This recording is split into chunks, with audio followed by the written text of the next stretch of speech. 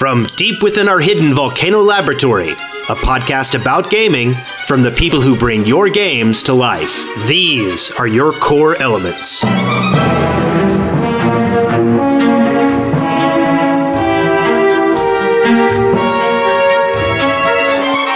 Core Elements, episode 71, recorded on February 18th, 2015. I am Wes Wilson. I am Spencer Williams, and with us today is Kristen Bornemann from ArenaNet. Say hello, Kristen. Hello. And we have been on a very long hiatus. It started off as a holiday hiatus, and then it became a hiatus. And then it became a difficulty booking guests thing. I've actually been talking with Kristen for what, 2 months now, I think? Yeah, you can blame me for the hiatus. No. Perfectly fine. But that's just it. It's not just you. Like, getting game developers on the show has been really difficult lately. Especially right now. Right now is this kind of a crazy time across the board. Yeah. And it's funny. There's getting to be so many conventions that it's always a crazy time. That's kind of true. And another thing is that the game designers that I speak with, I've gotten to where I feel like the quality of guest is really, really high. We haven't been doing a whole lot of small indie game developers lately. I've been getting big indie game developers and AAA people, and that is a lot harder to lock in than having 15 indie devs on hook. Okay, so enough with the show apologies. But no, now, Kristen, you're with ArenaNet. What exactly do you do with them? I am the development director, and so your next question is, okay, what the heck is that? That's big, yeah. Is that different from the director of development? Oh man, I could go into a whole thing about titles in the industry, but I suppose titles are terrible everywhere. But mostly people are familiar with Colin Johansson. He's basically the face of Guild Wars 2 for all intents and purposes. He's the one who got up on the show floor with Mike O'Brien, who's our studio head, and said, we're building an expansion. And he is essentially the vision of Guild Wars 2. And I am the person who actually sees if that vision can happen, and I execute with the teams. So I'm more behind the scenes working with the actual people doing the work and moving us forward. So what you're saying is that Colin doesn't. Wait, that's saying that wrong. I'm on the execution side instead of sort of the hopes and dreams side. And so trying really hard not to make a Peter Molyneux joke right now. And Guild Wars 2 has I started talking to you a couple months ago. I have actually been trying to reach your company since the game came out. I've gotten to the point where I have run up to anyone wearing a Guild Wars 2 jacket at a PAX and drunkenly attempt to drag a card out of them. You make yourself sound any more desperate. But anyway, so I reached out to you before I knew about the new expansion hype. You did. And I was so surprised when all of a sudden you guys were like, hey, we're doing an expansion. How long has the expansion for Guild Wars 2 been in the works? I think I don't know if I necessarily want to talk about timeline, because we've been working on a lot of things. Yeah. And I think that's the important thing. Like, we've had a lot going on in the game, regardless of this one expansion announcement, and now, which we're obviously working on now. Like, we've been focused on the living world cadence and shipping these regular updates to our game, and then it became obvious, like, the best thing for our game and the best thing for our players and the best storytelling that we could do is to hand off a baton to an expansion, to use that analogy. And so we've been working on it. I mean, games take forever, but at the same time, like, we only announce when we feel like we are ready to show stuff, when we're ready to actually commit to what we're going to do, and that was in January, so it's pretty exciting. Well, and that's an interesting question. I know there were some complaints with the pacing of how the Living Story was coming out. I continue to be impressed by it, but I know there were some complaints about it. What kind of thought process was there in saying, okay, well, let's put this out in a bulk sort of situation. Let's do an expansion. What was kind of the thought process behind that? I think it goes back to what I said. We did some amazing things in 2013 and 2014, and I only say that to pat myself on the back personally because it was a lot. It was a lot of work internally, and the team did such a great job to get out the cadence of updates that we did in 2013, especially, and into 2014. I did a talk at GDC, which is coming up again this year, on how we got to a 2-week cadence. And let me tell you, that was no small undertaking. For anybody who has a software company or works at a software company, you understand that regular updates is sort of the holy grail of development. Yeah. And sometimes it's not so easy.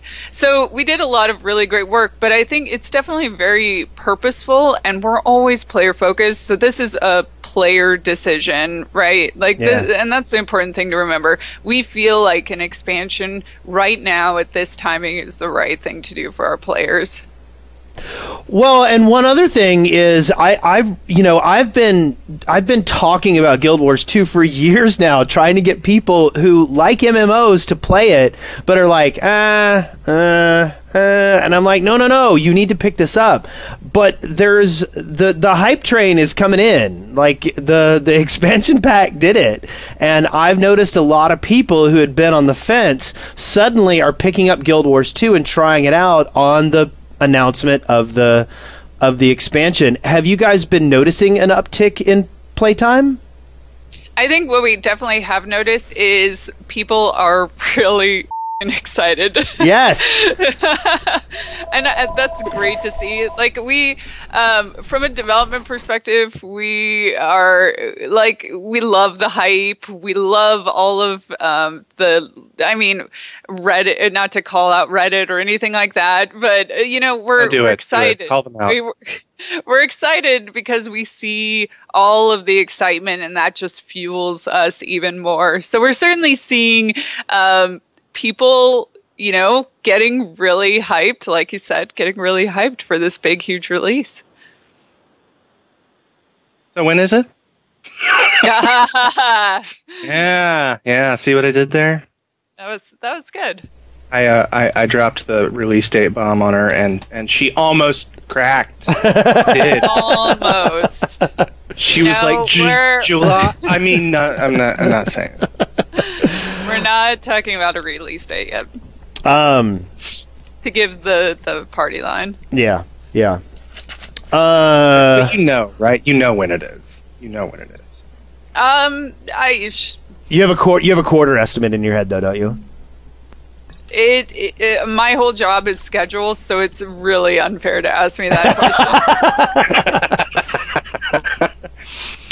Well, let me ask you this. Guild Wars has tried and succeeded repeatedly to kind of break a lot of the genre tropes. One of the things I really keep harping on is the fact that you guys are not raising the level cap or adding new tiers of weaponry in the new expansion. And like, what do you guys have kind of a corporate philosophy on this? Are you guys purposefully like making it harder for yourselves in certain ways? I think it's funny. I was just talking to our lead designer about this yesterday, and he certainly describes not raising the level cap as the hard way to go. Like, we could have chose the easy way, which is just add another 10, 15 levels or so. But we chose to go the hard way, which is thinking of a compelling solution to what that looks like without raising the levels. And I think, we have this mastery system, which allows you to, we have a new jungle region, which means the more you play in the jungle, the better you get at playing in the jungle, which is really, really cool. And we think that is going to be a lot more compelling and a lot more interesting. And like you said, a lot different than perhaps other MMOs, and that's always the direction that we want to go. I think we said in the manifesto a long time ago, before I was even at the company, and one of our manifestos, and this is absolutely true in our day-to-day, which is, let's do things the ArenaNet way. Let's not worry about how other people have tried to do it in the past, but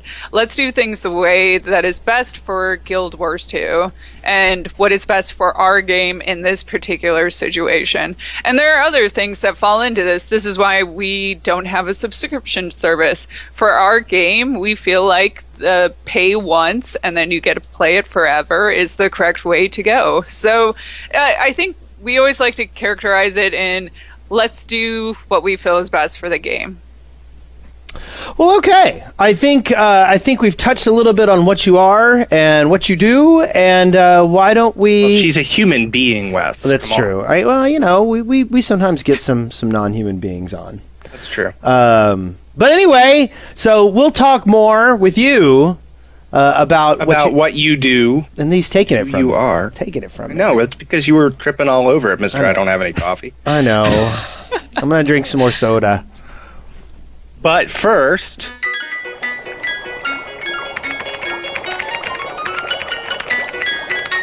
lab notes. By the way, if you're looking for a way to support the show, please go to lootcrate.com/Wes Wilson and sign up. If you use the coupon code SAVE3, you might even get $3 off.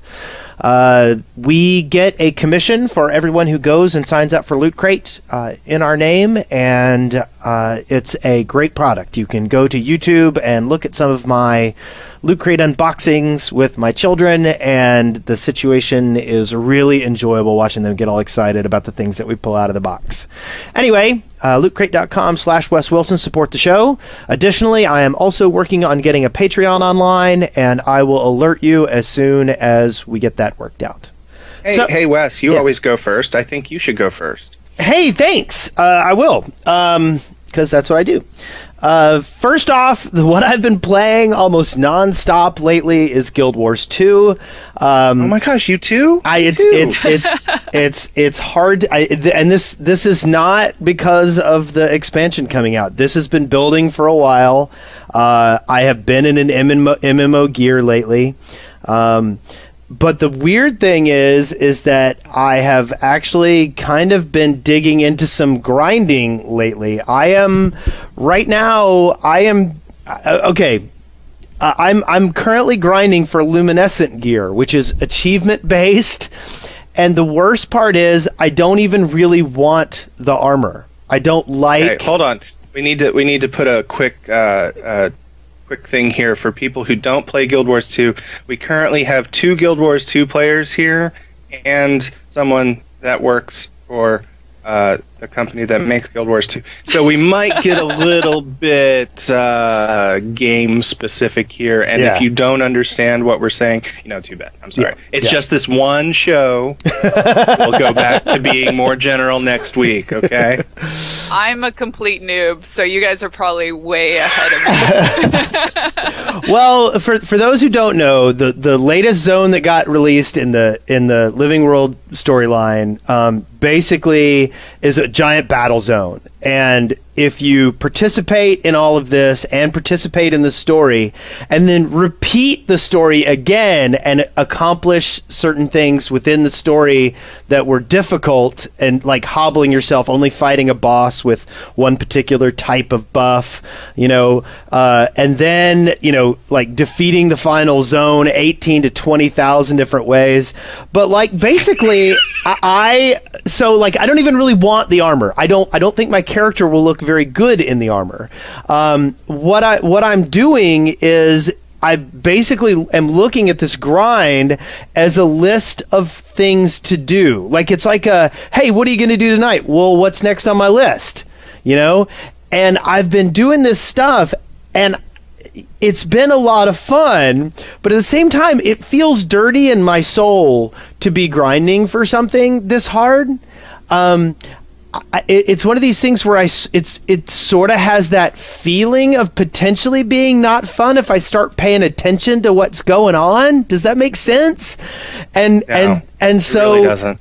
What you're saying is that you are enjoying yourself, but if you actually allowed yourself to enjoy yourself, that you would hate yourself. So what you basically, I mean, you're making Guild Wars 2 sound like it's crack cocaine, which it is not. It's a game. Yeah. You know, it's not like you're addicted and you can't stop anytime you want. This is true. I mean, it's sort of a philosophical question that you're posing about games in general. Yes. Like, oh, That's just true. here sitting in front of a TV. Am I really having fun or not? Yes. Or in front of my She's computer. just questioning your entire life, Wes. It's true. It's true. But I mean, I think there is a real question there about the whole concept of grindy games. And this Guild Wars 2 has not been grind. I have chosen to make Guild Wars 2 grindy for myself right now. I have made this decision. I don't have to do that. And so, like, I don't know. You're right. There's a philosophical question here. You know, what is the definition of fun? And this is atypical for me to normally enjoy this type of gameplay, and I am enjoying it. And so, I dislike mowing the yard, but I've always wanted a very large house lot. That's what you're saying right now. Yes. I think that's pretty much what it boils down to. I think there's a little bit of subtlety here, and grinding has such a bad rap. And I'm not a designer, so I'm like the last person to speak about this. But I think, at least in my own game experience, there's like grinding where, sure, it's grinding, but you enjoy it. It's fun, and it gives you the next best thing. And then there's like grinding where it's like, I'm logging on to, not to say this, but I'm logging into a free-to-play, not to disparage free-to-play games, on my phone just to get the next best thing for, oh God, what am I doing with my life? You know? Yeah. And there's a really subtle difference. I think all games, if you want to typically talk about grind, have grind. It's just, at the end of the day, do you enjoy it or do you not? Yes. And if you enjoy it, then enjoy it. That's fine. I have to say, I have a same exact thing happened to me in Guild Wars 2. In the latest map, not to get too specific for your play race, in the latest map, you got these little collectibles that said, go to this area and fuse this with the core of whatever. And I started doing that, and then I got more things, and then it was like, put this into the Mystic Forge. Oh my God, Mystic Forge! Thank you. Put this in the Mystic Forge with all this other stuff to get this thing, to see something special come out.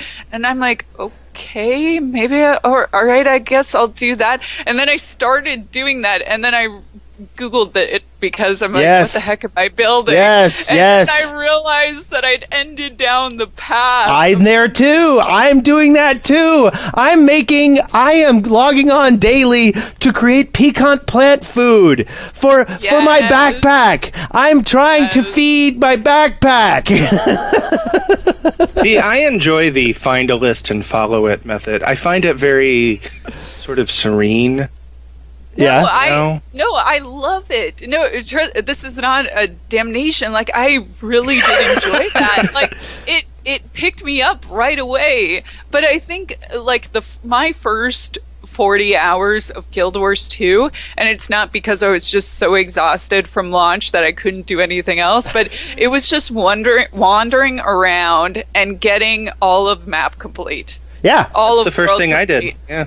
And it's just so had it relaxing. in 2 weeks. I was very proud. Yeah, relaxing and chill, and it was just a fun way to play the game, and it helps that the game is gorgeous. But I think that, and I think the backpack experience, like that's you can do that in Guild Wars 2, and it can be relaxing and fun and exciting, or just a great way to play the game. Yeah. Anyway, but I hear that on the the grinding stuff. Yeah, but it's weird because I found the map. Okay, so Guild Wars 2, every map has a map completion thing, and there are points of interest that you need to visit. There are high points that you need to go and you get a panoramic view of the place. Tasks to do, et cetera, et cetera. Yeah, and you can get 100% completion, and it is a really great way to explore the world. You go into a zone. The other beautiful thing about the game is you get scaled back when you go to lower level zones, so it's always a little bit of a challenge. A little bit. Yeah. So it's not just a cakewalk. You don't just go back to the first level zone and walk over things as you're cruising through the zone. But I loved it. I loved other than the World v World ones. Getting the World v World 100%, that was a pain in the butt. Yeah, no one likes that. Yeah.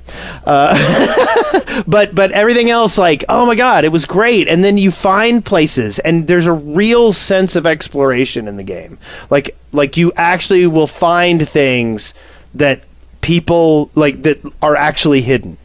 And to me, that's amazing. So let's move on, and I'll let Spencer talk about his Guild Wars 2 experiences when we get to him. I'll just say real quick, mine is much faster. I have been leveling a thief. That's all I'll say. I've been playing level 64. Thieves are jerks. Have you been in World v World? They stab you in the back and then run away. Yep, that's what I do. So the next game I've been playing, I picked up Nuclear Throne from Vlambeer. I picked it up kind of as a fast-paced, I don't want to play Isaac kind of game, and that's pretty much what it's been for me. It's a different form of the Binding of Isaac, and it's very fast-paced, and the music is fabulous, and the graphics work, and everything about it almost feels too delicious. It feels like it's too good to me. I'm not very good at it. I die a lot. No one's ever good at a Vlambeer game. I mean, there are people that say that they are, but really they're lying. But I've been loving it, and I recommend everybody check it out. I think it's out on early access right now. You can get it on Steam. It's really awesome. I also tried out this.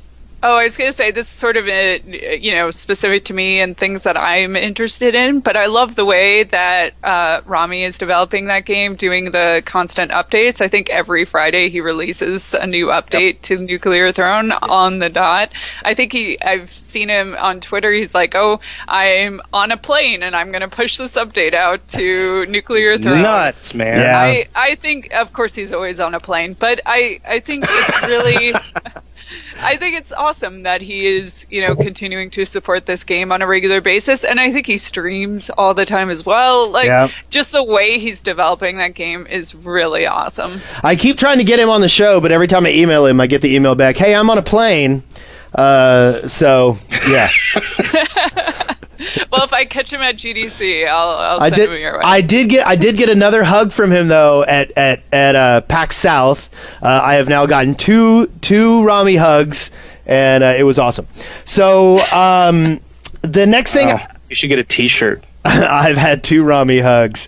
That sounds worse. Anyway, next we've got. I tried out Elite Dangerous. I mean, I even went and bought a flight stick. Oh my God. Right? I went and got a flight stick because I was so excited about Elite Dangerous, and I started and my desk is a mess, so excuse me while I destroy it. But I got into it, and I am so frustrated by it every time I play it. Whereas the whole grind of Guild Wars 2 makes me happy, the Elite Dangerous grind infuriates me. My lack of ability to successfully find a list of things to do in the game drives me nuts. My first instinct is, okay, why don't I start some trading? But the problem is you really can't do much trading in your starter ship. You have four cargo bays. You can get 4 units of whatever and of course, it's very difficult to tell what you need to be trading. It's hard to go find enemies to attack. Finally I'm like, okay, I'm going to go fight pirates. That'll get me something to do. So I fly out, I find what I think is a pirate, and as soon as I start to engage the guy, he goes, wait, no, don't kill me. Don't kill me. If you'll meet me over here, it'll be better. And I'm like, no, I'm going to kill you and start shooting. He calls the space police on me. He called the space police on me, and they came and shot me, and I had to pay a bounty. That sounds amazing to me. I have heard the game described as a mile wide and an inch deep, and I think there's some legitimacy to that. That being said, the flight mechanics, the beauty of the game, the sound of the game, everything about it is so well done. I just don't know what to do in the game. And then I just got so frustrated I quit playing. Our design director is really into that game. He really likes that game. I watched him play it for the first time yesterday. He had his whole setup. It was ridiculous. Well, yeah, I watched Zul'jin playing it on Twitch a little bit, and he's got the voice command set up, where he just says things and his HUD pulls things up. Wow. So awesome. So he's flying around and he just says things out loud and his ship, and that's awesome. That's amazing. But it's also, but you're not playing it. Yeah, I'm not. And it's sad. I know I'm like the pot calling the kettle dorky, but that is super dorky. And then shields to the north. I can just see me doing that and feeling bad about myself the next day. Like, full power to engines, make it so. Anyway, so the last thing that I have been doing is I got a new phone and I have picked Ingress back up again, and for those who haven't heard me talk about Ingress, this is a real life game where you have to go to particular locations and do certain things, and I've managed to talk about it enough to drag Eric and Spencer into the game, as well as Caleb. No, let's be clear. You talked about it a long time ago to me, and it came out on the iOS, and I was like, I'll download it. And I looked at it and I was like, oh, this is stupid. This is something Wes does. and then Eric got it, and he started playing. I was like, hey, Eric plays it. Maybe I'll give it a shot. Really? That's what you did? That's what I did. You thought Eric had better taste in the game than I did? That's not what I said. You guys know you're just employees of Apple now. I think it's Apple, right? No. Google? No, it's yeah. Google. Yes. It's Google. Google, Yeah, you're just employees of Google now. Yes. No, we're not. We're slaves because we're unpaid. Yep. To be employees, we would have to be paid. Yes. I haven't given it a shot yet. Is it actually fun? Do you actually go out to places? Do you find yourself walking more, or is it's what we did last night? Like Wes and I and our friend Eric, we got a posse together. I need to put a dramatic pause there.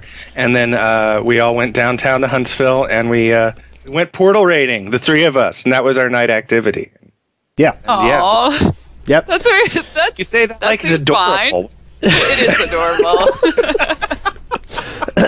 adorable. But they're low level. Excuse me. So what I did was I would go, excuse me, and knock certain things down for them, and then let them take it and get experience for it, and then I would buff it up. And we actually we've been trying to pay attention to certain things around town and make sure that we're taking care of stuff. And it's okay. Just to let you know, I'm in touch with the local serious group of Ingress players, Kristen. They're super. Yeah, okay. Wow. So I'm in Huntsville, Alabama, which is on the north. And one day I get a message from a friend of mine who's pretty big in the game, and I'm only level 7 at the time. He goes, look, there's something in your neighborhood. We need you to take it down. I need you to go over there. And it was at a pool that was about 2 blocks from my house. And so I go over, and someone had built a field in the game that stretched from the south of the state to my backyard, basically, and then all the way over to near Atlanta, Georgia. And they needed me to go and take it down, but also they were on the internet with people at locations around the state to instantly put up blocking connectors so that if someone were to try to reinstigate those connections, they could not do it once I knocked it down. Oh my. So I had to say, okay, I'm attacking, and then I had to let him know when it was down, and then when it was, he messaged the other people. They set up connection. So anyway, like, this is awesome. It is. Actually, I'm on your side. I think this is really awesome. Yes. It's like a WoW raid in real life. Okay. So anyway, that's we've been having fun with Ingress, and I'd still recommend everyone pick it up. Okay, you go ahead, Spencer. Okay. We already talked about a couple of the things: the Guild Wars 2, where I'm working on my thief, and the Ingress that I've been doing with Wessie and Eric, and let's see what else. I haven't talked about it on the show, but I keep playing Marvel Puzzle Quest like a fiend. And it's just like Puzzle Quest, which used to be out, except it's got Marvel characters attached to it. And I just checked. I have now played 262 consecutive days on my phone. Well, it feels stupid to ask you this, but is it good? Like, I loved Puzzle Quest. So, I think, yes, it is good. It is, and I was skeptical at first because it felt like there might be this pay-to-win mechanic to it. But I don't even care. If other people beat me, who cares? I'm having fun matching gems. He's been telling me about this game for quite a while, but I figure I'll pick it up once Eric starts playing. That's a good call. Yeah. He actually did download it, so. But yeah, it just boggles my. I can't think of another game that I've played for 262 consecutive days, like ever. That is pretty impressive. Except for maybe the Game of Life, which I played every day when I was 9 years old. I had 647 children.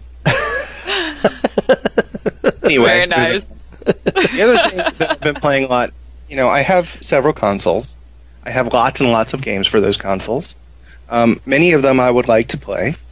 However, the only one I am allowed to play is Super Mario World 3D because my 2.5-year-old son will look at me and say, "Kitty Mario?" And then I have to play Kitty Mario.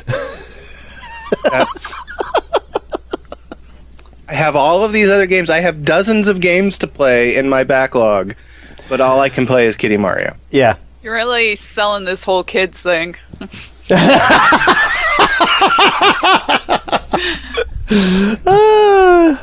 Wait till I tell you about my wife. I thought this was going to be one of those, like, I have all of these, like, rated M games that I can't play because my kids are around, but you flipped it on it. What was it? I wasn't paying attention, and, I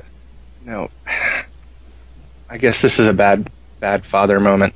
But I put in, what's the name of that game? For the Xbox One, and you're like, Destiny? I'm a terrible person. No. Anyway, it was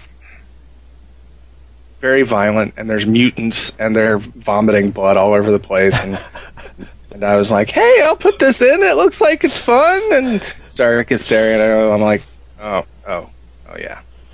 I have a child. Yeah, when my son was about 5, I think, I thought, well, westerns are okay, right? As long as I don't watch any cutscenes from Red Dead Redemption, that can't be that bad, right?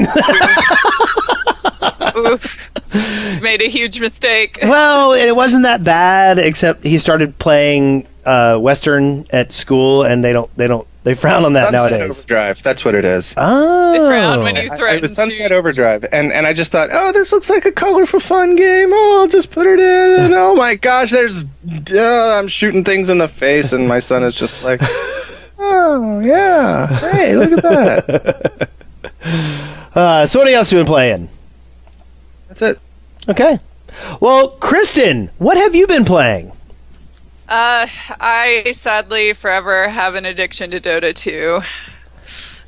You can see you seemed like such a nice person above me, my little Dota 2 plushies from all of the internationals. So yeah, I'm in deep. They just released a new update. It's called Year Beast, Year of the Beast, and it's terrible. I heard a lot of people were mad about Year of the Beast. Yeah, they are. Oh man, their Dota 2 Reddit is sort of a mess right now talking about it. But yeah, it's a little bit pay to win, which is disappointing to see come out of Valve. So the main game remains good, but I'm kind of staying away from the Year Beast. So every 3 hours you can play. If you get into the game, it is the Year of the Beast, and then you end up in this weird mode where you have an AI Year Beast on your team that you can buff up if you put money into the game. And wow, that sounds if you terrible. have it, you can't buff it up. And so this is like another hero on your team that helps you potentially coin win. slot on the back of its head. Wow. Yeah. So yeah, that's not super fun, but it's good. Somebody's asking if I got the Crystal Maiden Arcana. I did not. I didn't even know they released one. I should get that because I actually play Crystal Maiden quite a bit. But yeah, anyway, I play a ridiculous amount of Dota 2. I'm excited for the International 5, which is always here in Seattle, or has been the last 4 years, and so it's always a good time. Now, I'm always curious, what is it that, like, so many people, are crazy about League. What is it that pulled you to Dota 2 instead of League? That's a good question. I learned on Heroes of New Earth. Yes. Yeah, that was my first MOBA. So I was sort of late into the whole MOBA scene. I didn't play the original Dota, so I don't have that same... I think a lot of people have that emotional connection to the original Dota, but I didn't have any of that. And then people transition from Heroes of New Earth to League of Legends, and I played League of Legends pretty religiously for, 6 months, a year. And then when Dota 2 came out, I think for me, Valve releases damn good products, right? Like, yeah. That's sort of contradictory to what we were just talking about, but they have a certain amount of polish and care and, just a level that can't be beat. And for me, that set it apart. But also, I like Dota 2 because the depth is, and I don't want to turn this into a Dota 2 versus LoL thing, but for me personally, the depth in Dota 2 is especially addictive. And it felt like I reached a point in League of Legends where I'm like, I'm not getting better, I'm just, playing different versions of the same game. And with Dota 2, it always feels like you're getting better, because it is so deep, because the learning curve is so steep. Well, but now, are you learning new strategies? Are you learning, where is the learning curve there? Because it feels like, I just don't see how the learning, not being, I'm a Smite player, so I'm like super diet MOBA guy. But like I don't understand where the difference in the learning curves is. For me, the main difference between Dota and League of Legends is the builds, or the items that you can buy. So there are like hundreds of items in Dota 2 that you can buy, and the difference between them is sometimes subtle, sometimes not so subtle, and knowing when to pick up certain things depending on the situation of games that you're in is like, that is where all of the complexity comes. And because you're never in the same exact situation again, knowing then what to buy if it's slightly similar and when it's slightly similar in a different way, like that, the many branching paths for me come from the item builds. Okay. That you buy.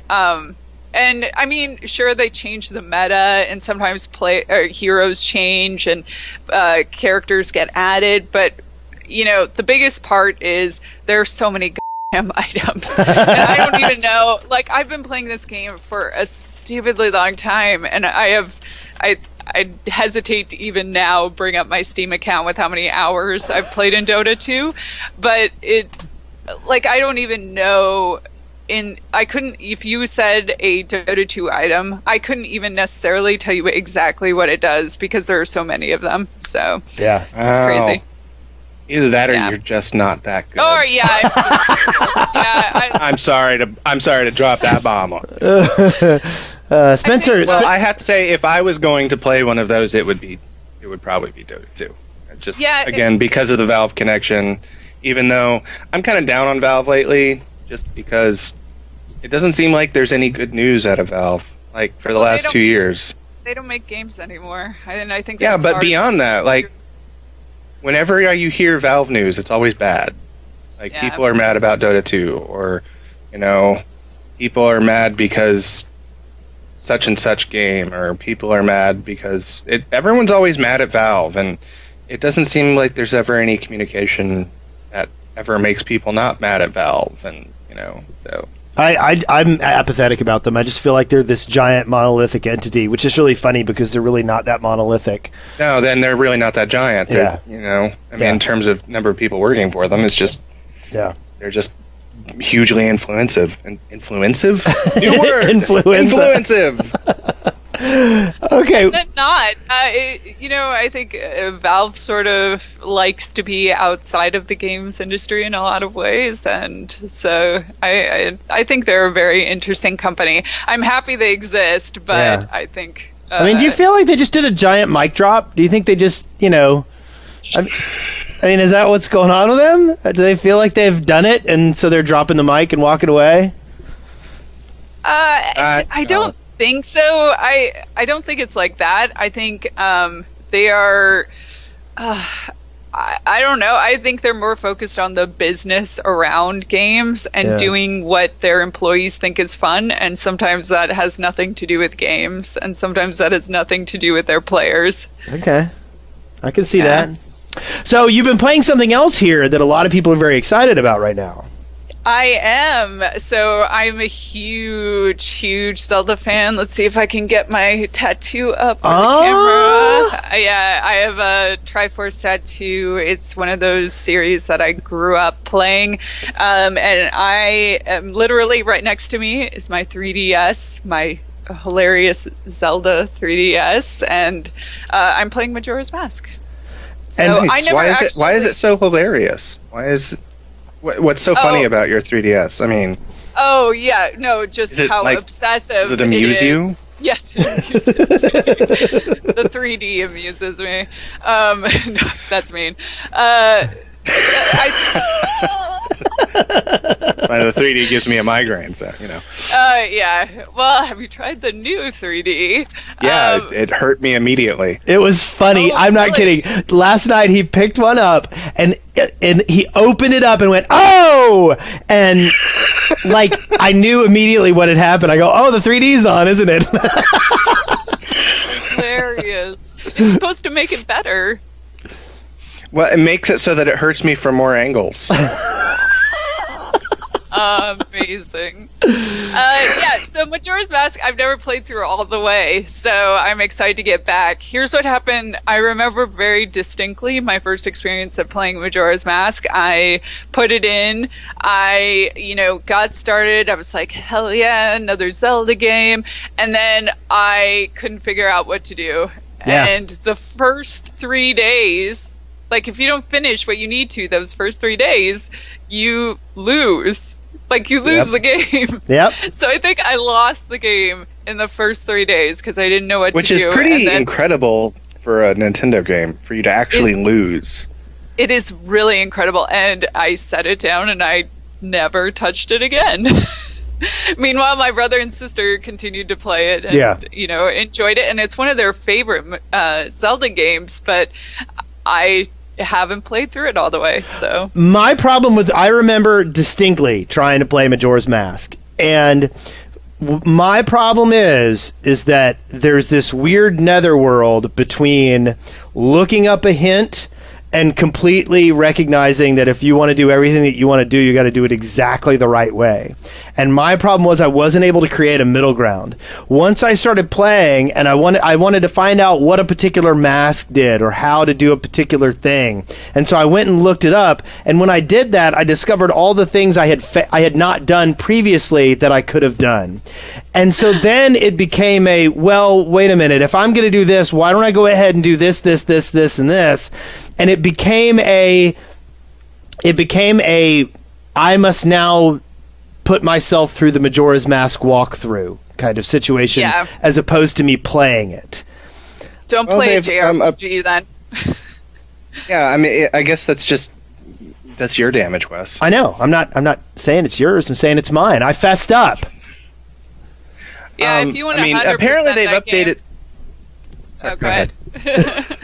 I was just saying, if you want 100% that game, or I think if JRPG says the same thing. Like, if you want 100% of JRPG, you have your walkthrough right next to you on your iPad, and you're just like, okay, it says a chest is over here hidden, so I guess I'm walking over there. Yep. And never mind. I've forgotten what I was going to say. It seemed so vital at the time. I know. Well, speaking of vital things, let's move on and let's talk a little bit about what's in the news.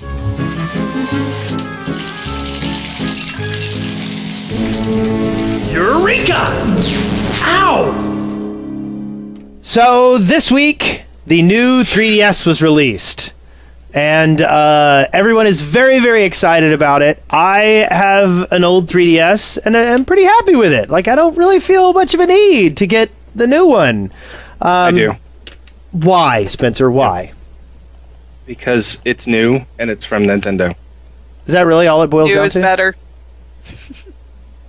Well, no, honestly, we sort of touched on it earlier, and I've been dissuaded somewhat, and it was, the 3D is better, and I thought, hey, the 3D is going to be better. Maybe it won't pierce my skull like a halberd that has been thrown by a god. But no, that's not true. It still does. It just does it in new and exciting ways. So I'm not so hot on it now. Yeah. Now, is your 3DS, Kristen, is it the new one? The one with the... No, I have an XL. My brother spent the good half of, what was that, Friday night? It was released Saturday? Or no, Thursday night. And Friday morning, trying to find a Majora's Mask branded new 3DS and couldn't find one anywhere. And they were sold that launch out. Has been disastrous. They were sold out all over the place. So I think I'll let the dust settle a little bit. I do like the idea of better 3D because I know people, and I did just, sort of rip on them for their 3D, but I feel like if it had a better viewing angle, that I would like it a lot better. I remember playing, so Pokemon XY was pretty much my first Pokemon game, but the 3D in that game was amazing, and I just couldn't play with it on if I was like laying in bed or something because it was the viewing angle was awful and I had to hold it in a certain way and you get a crink in your neck trying to figure out the perfect placement. So, I would love a new, 3D that I didn't have to worry about any of that from. And I think what everyone has said is that it's good. Yeah. The viewing angle is good. So. Now, I will want to get one pretty quickly because Xenoblade Saga is coming out, and I want to play that. Yeah. I played some of it on the Wii, but then my Wii sort of crashed and burned, so I do want to.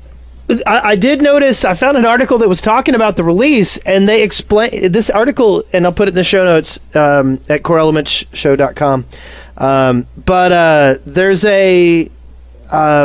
they're not releasing the regular-sized DS version of the new 3DS. They're only releasing the new 3DS XL.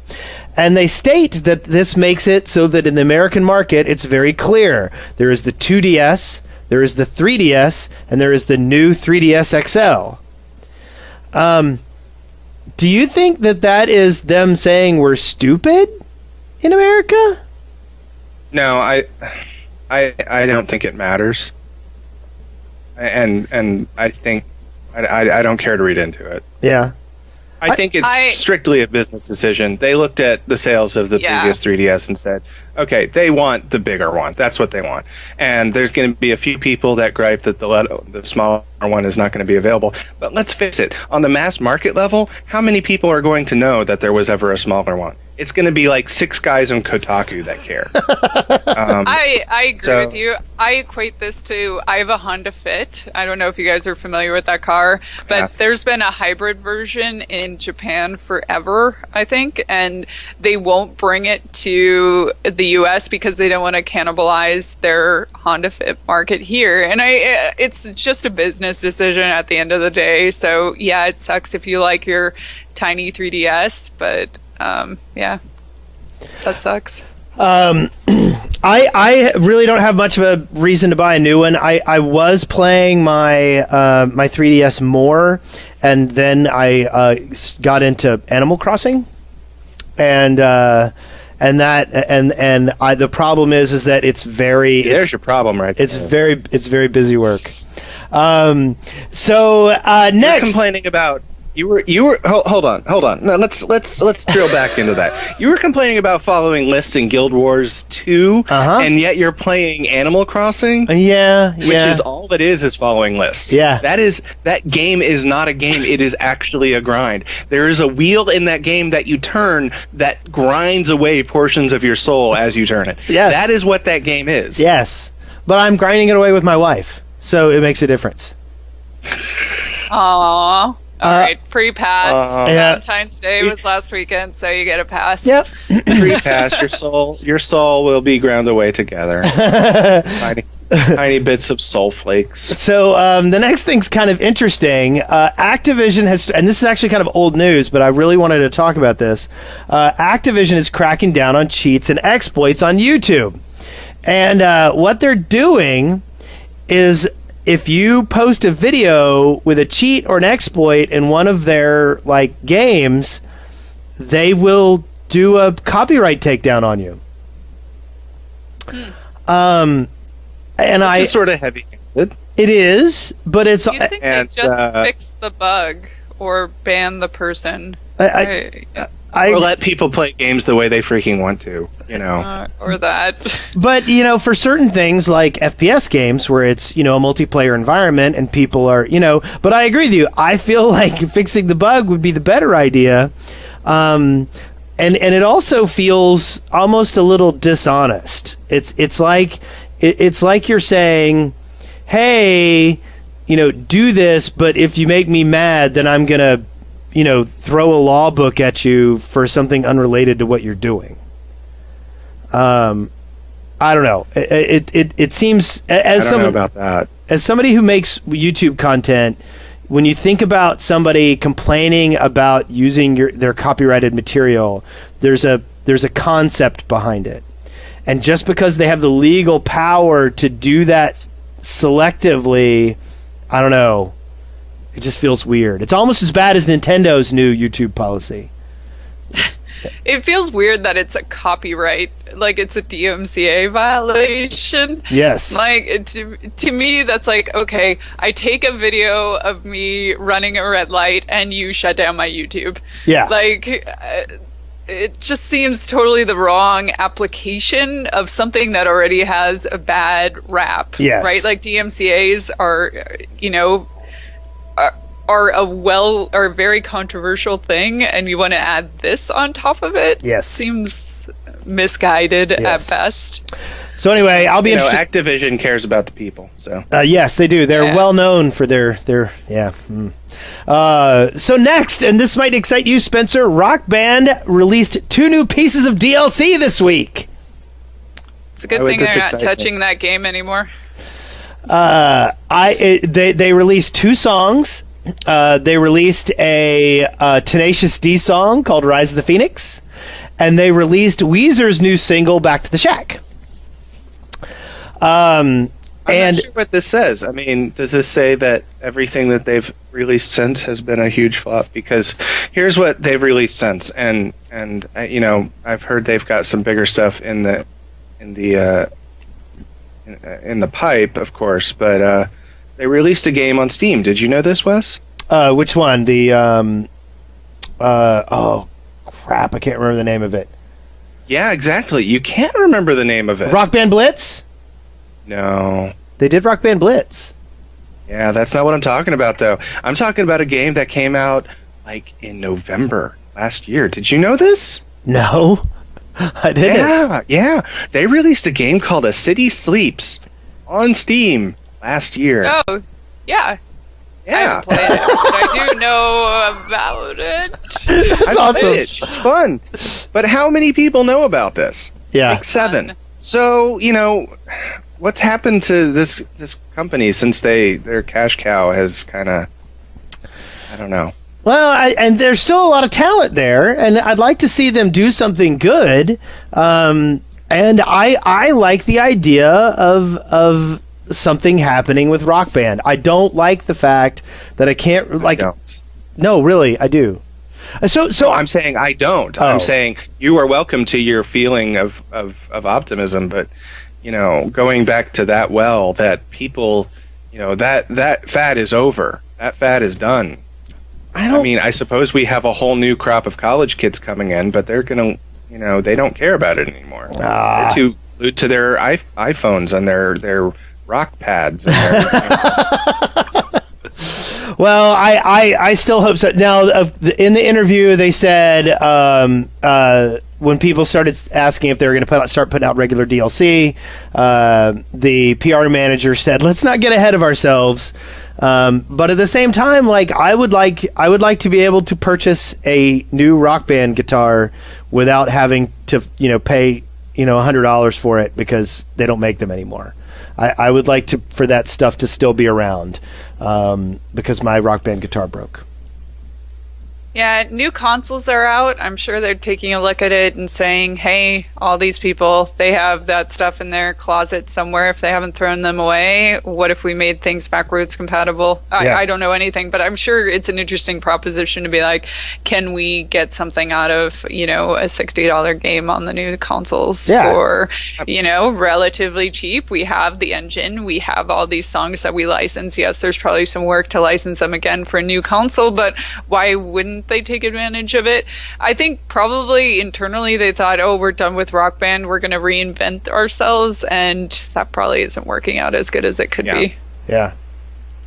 I mean, I'm really looking forward to, they did kickstart another,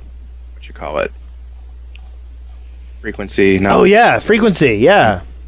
Amplitude. And I'm looking forward to that immensely. Yeah. And it's going to come out on the PS4, and I'm still a huge fanboy, but I'm my eyes are open, man. My eyes are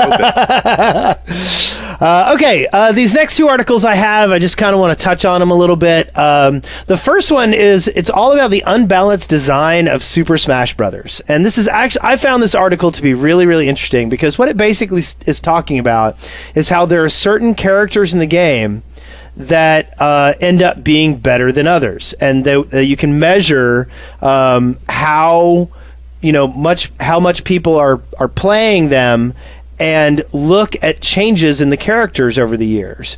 For instance, they've got a section in here, for characters that have started off lower in play and gained over time. Because people are still playing Super Smash Brothers, and it's been, a decade. And so I don't know. It's kind of cool, like looking at the way the characters have evolved, and looking at how there are periods of time where certain characters like got recognized for being good in the game at certain points in time, and then watching these big leaps in play of them. So I'll provide a link to that in the show notes. And I'm not a Smash Brothers player, but I did used to play fighting games quite a lot in arcades and in tournaments and stuff like that. Never anywhere near professionally, and I was never very good even in tournaments. But there's always imbalance in these games, and there's always this sort of cry that everyone should be balanced, and I think that would be the most boring game in the world if everyone.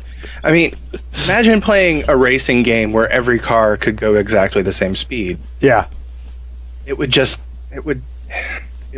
be so dull, and I feel the same way about fighting games. So I agree with you.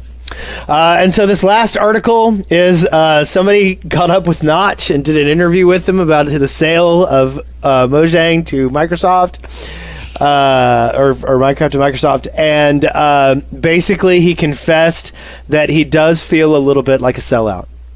Oh, wow. I don't think there's any situation where, I mean, I think the reason why he does that is because he sold to the highest bidder, not probably the one that would be, let's say, the most respectful of the IP. Yeah. But at the end of the day, I don't think there's any situation. Minecraft was worth, maybe not that much, but it was worth a significant amount of money. I can't imagine a scenario in which people weren't calling him a sellout. Like, he would have to chain himself forever to that franchise to not be called a sellout. Yeah. So. And then they would call him a one-trick pony. You know, there was... Yeah, exactly. You know, you don't do things to appease the masses on the internet. You do things because it makes sense in your life. So Yeah. Yeah, and $1.75 him. billion, you know, that makes a lot of sense. Look, he, for all intents and purposes, like, if there was somebody in the games industry to get 1.7, you know, what was it, billion? I think, sure, give it to Notch. Yeah. I would sell out for $1.75 billion. You know, as punk rock as I am, I would sell out for almost $2 billion. All right, Core Elements being sold to Microsoft for $1.7 billion. You heard it here you first. Would take it. I'll take it. I'll put 1.7K and I'm in. So let's move on. Inspiration.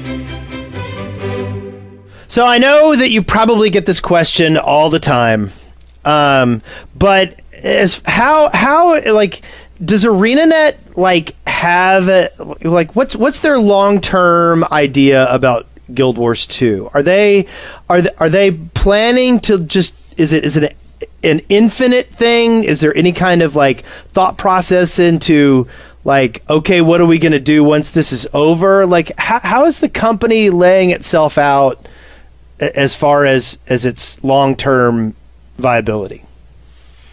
I think here's the thing: is we are always deeply invested in making, you know, the best possible game for our players. I think you can see, you know, we've had an awesome history, albeit, you know, sort of not that long in sort of game years, but Guild Wars 1 had you know, a very, very nice, long-running history, and Guild Wars 2, you know, now with 2 years of Living World and an expansion, and we're almost up on 3 years for us this year in August. And, you know, I think we're focused right now on the expansion, but we're excited about the future. And, yeah, I don't have much to add to that, but we're... You know, a lot of what development is focused on right now is just the expansion and making the best possible expansion. Sure, we talk about the future, but we have a lot to focus on right now with just all the things that we've, you know, sort of announced to our players. What's your most exciting like thing that you're doing with the expansion? Like, what is there something in it that you've sort of latched onto as like this is what I love? Yeah, it's something we haven't talked about a whole lot recently, but you've played Guild Wars 2. You guys have played MMOs. You realize that part of the best thing about MMOs is the social structure, the getting the friends that you create, the guilds that you create. I sometimes just hang out in Lions Arts and just chat. Like, I don't do anything else. I just get on and chat with my guild. I chat with random people. And do you sometimes play the harp?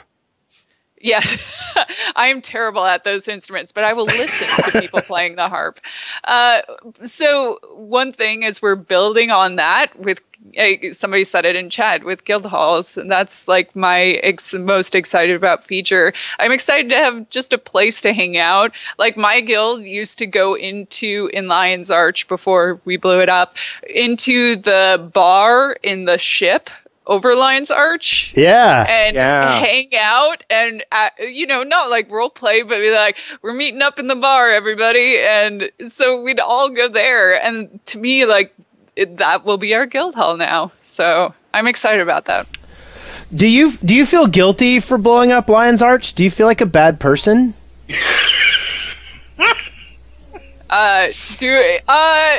I think like it wasn't you specifically, but it was you are not currently me. It was definitely our pinata for the moment. Bad. I mean, Scarlett did it. I mean, you should chat with her. Yeah, but our points of interest got moved around. Come on. Well, should have gotten sort of world complete already, and then you wouldn't be. I did, but I had a new character, and it freaked me out, and. No, but like it was there, and it's an interesting thing. Like who's the guy who said, "Let's blow it up," and how did they get the standing ovation from the team? I actually wasn't involved in those meetings, but if I find out who that is, I'll I don't know, give them a pat on the back from you. I think we always want to tell a phenomenal story, and blowing up Lion's Arch was probably a phenomenal way to tell that story. I mean, it has impact, right? Like we're talking about it right now, so. It definitely made a big difference on the world, which is pretty cool. Yeah, we can do whatever, and it's nice to show. It's nice that everybody in the room was like, we can do whatever we want in this game, right? Like this is our playground in which we can do whatever we need to in order to tell a compelling story, and that includes sometimes blowing up the most popular, city. So somebody from the chat room, Polly, did ask, are you going to get a new character slot with the expansion? Oh, we're not talking about that yet. as we get closer. So, yeah, let me get these out of the way, because my guild asked me a whole bunch of questions that you're going to say no comment. But I have to. You can just go ahead and pull out the no comment card like right away here. Okay, you ready? All right.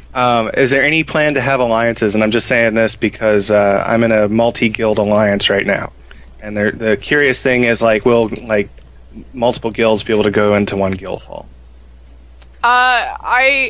We haven't talked about anything relating no comment. to okay, the got details. it. All right. No, we haven't talked about anything relating to the details of guild halls. Like I can't reveal anything here. Yeah. And there's more information about guild halls coming, which is really exciting. Okay. And let's see. That sort of invalidates all of these questions. Okay. I did want to see if there was anything you could say about raids, and one of the things this person said was one of the most crucial additions to the game that will make a lot of players who stopped playing back is raids. So is there anything that you can say about raid content? I think what we mentioned is we're interested in hard content in our game. So we're not raids is such a loaded term. I think we're investigating things, but we haven't announced anything yet. Yeah. And I think we do hear that our players are asking for more and more hard content, and we're giving that through the Living World.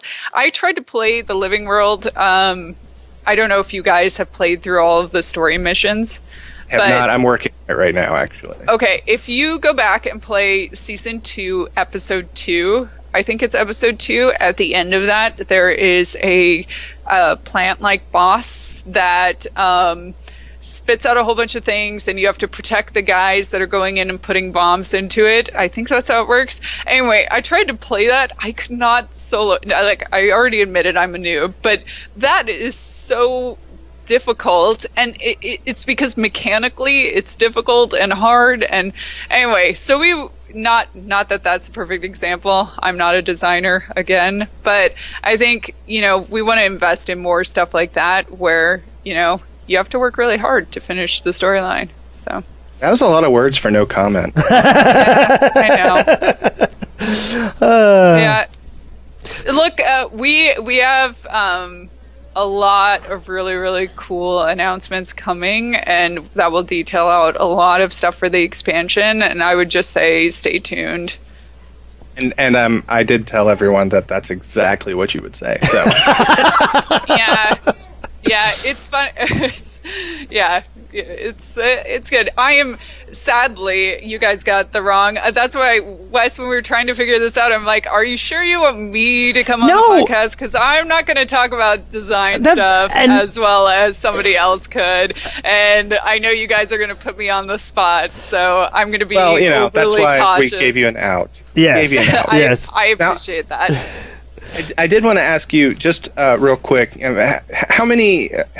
You basically oversee the engineer team, correct? I oversee all of development. So all of development. So the Guild Wars 2 team. So wow. So how many people is that? Just at this point? ArenaNet as a whole is 350, and Guild Wars 2 is our flagship product. So most people work on Guild Wars 2. That seems like a lot of people. That is very impressive. Well, let me ask you this: I mentioned that you mentioned that you were excited about guild halls as being something that you're really looking forward to. Is there something have you had anything that you've been personally interested in seeing makes its way into the game that has made it in? Like, is there something that when people are looking at it, you go, "I did that. That's me. I'm the one that made sure that was in there." There's been a lot of that stuff throughout the time. I think collections is the perfect example of this. Like, when the game first came out, I couldn't keep any of that straight. I'm just like any other player. I didn't know where any of that stuff was, and collections and keeping all my skins straight and knowing what comes at the end, if there's a reward or if there's not, so the wardrobe system, like that stuff is so much nicer than it was before, and I'm always very, very appreciative that we did stuff like that. So there's so many skins in our game, so many ways to dress up your character, and I want to take advantage of that. I want to change the way I look. I want to try on different things, not to make it so having it cohesive in one place where I don't have to keep a whole bunch of shit in my bank there on to switch into potentially sometime in the future. That to me is a good one that I was waiting for, which I'm like, oh, thank God it's in the game now. Yeah. You still need to tell them to make like a specific chef bank. I mean, because come on, chef profession. Oh God, I have a slot. I have a bank slot. Here, I'm writing down feature requests now to get them in while you can. I have like pasta noodles and sauces taking up 1.5 bags in my bank, and they're just soaked with sauce. Totally soaked with sauce. Well, Kristen, I really appreciate you joining us. We'll go ahead and wind down. I like I said, I've been trying to reach your company for years, and I'm really glad that I was finally able to get you guys on the show.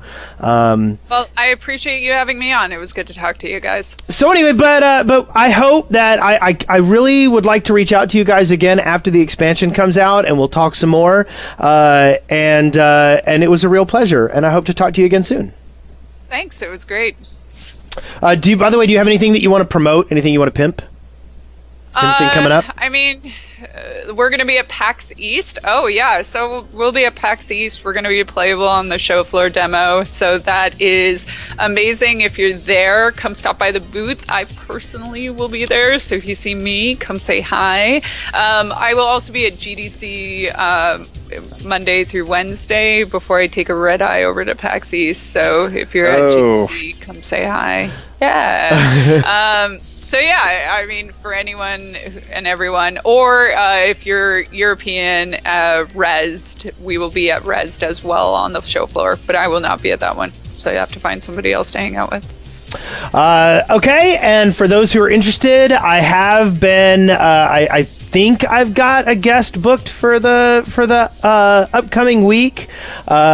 We have Soren Johnson has agreed to Is that come. how you say his last name? Is it Johnson? I don't know. Is it? It's spelled With Johnson. the first name like Soren, I thought it would be like Johnson or something. It very well might be. It might be, and I just don't. I've only seen it in text, but I have started communication with him. He says he's willing to do the show, and I'm trying to book him for next week. So keep your eyes open, and then and yeah. So everyone, take care and have a great week.